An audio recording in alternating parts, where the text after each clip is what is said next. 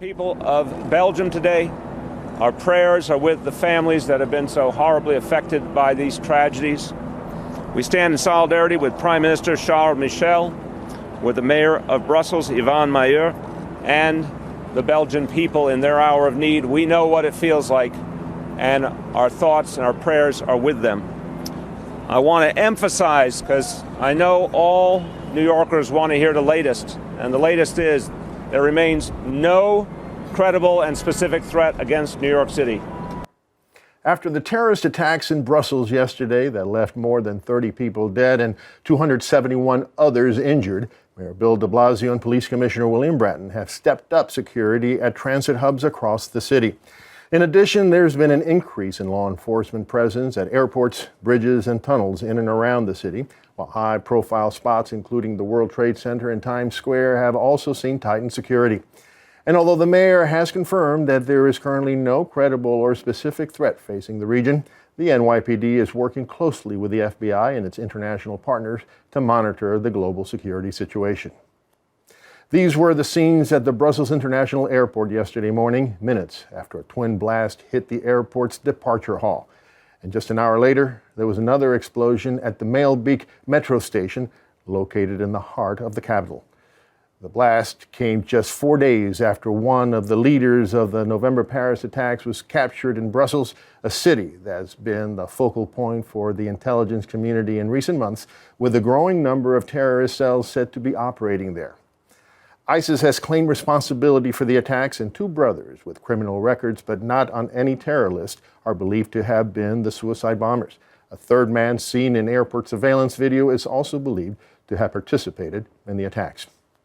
And joining us now to provide a threat assessment and to put it all in perspective is the former director of the CIA, Ambassador James Woolsey. Ambassador, welcome. Thanks. Good to be with you.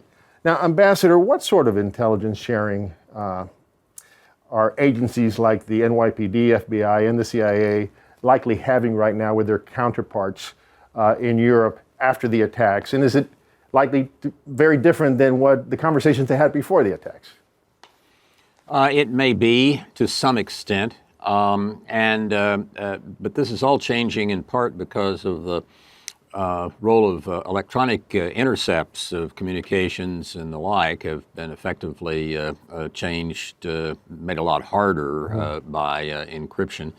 Also, the changes that take place once people get on the alert because something has happened are in many ways the least important aspect of all this. What matters is what the police are doing on a day-to-day basis. So the process that they were going through, keeping watch on radical mosques, for example, and the like, under Mayor de Blasio's predecessors, is what could be effective over the long run by keeping track of people and that may well do something wrong. But the fact that these things are only getting ginned up after something like Brussels happens doesn't really do that much good. A little bit of good, maybe.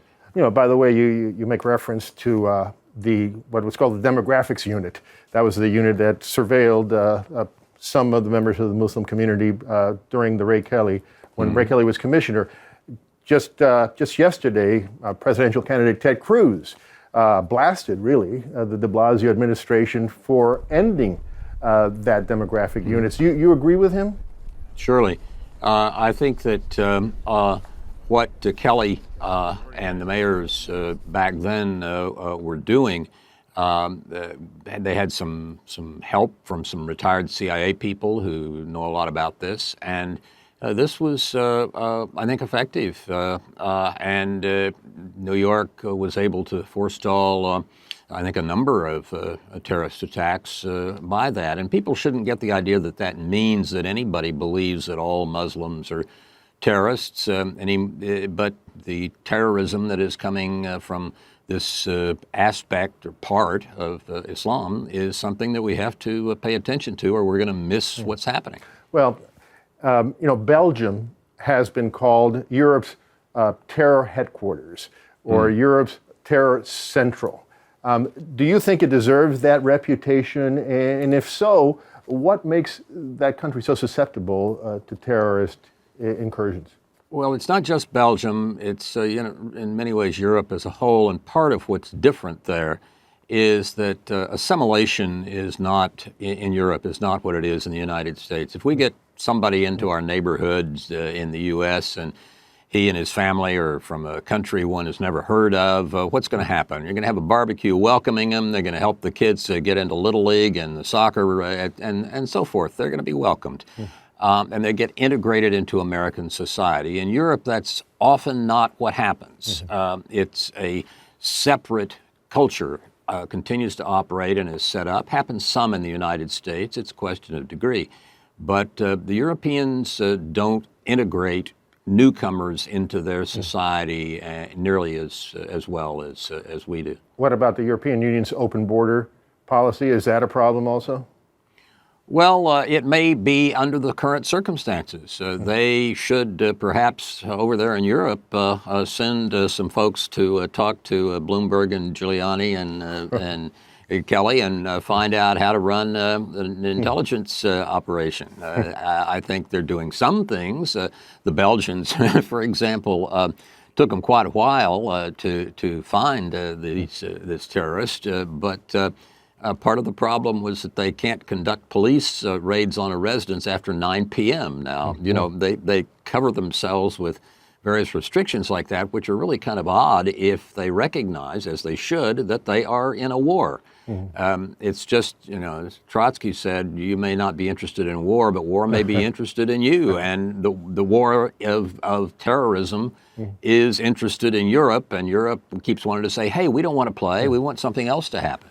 Sorry. So, Ambassador, do you think that we here in the United States are likely to have an ISIS orchestrated attack of the level of the Paris attacks or the Brussels attack? The more our police departments and our local law enforcement as a whole learn from the effectiveness of what New York was doing after 9/11, the Kelly approach, rather than doing what de Blasio's doing now, the more likely we are to be able to stop terrorist attacks the way they've been stopped, many of them in New York over the course of the last decade or so. All right, Ambassador, thank you so much. Thank you.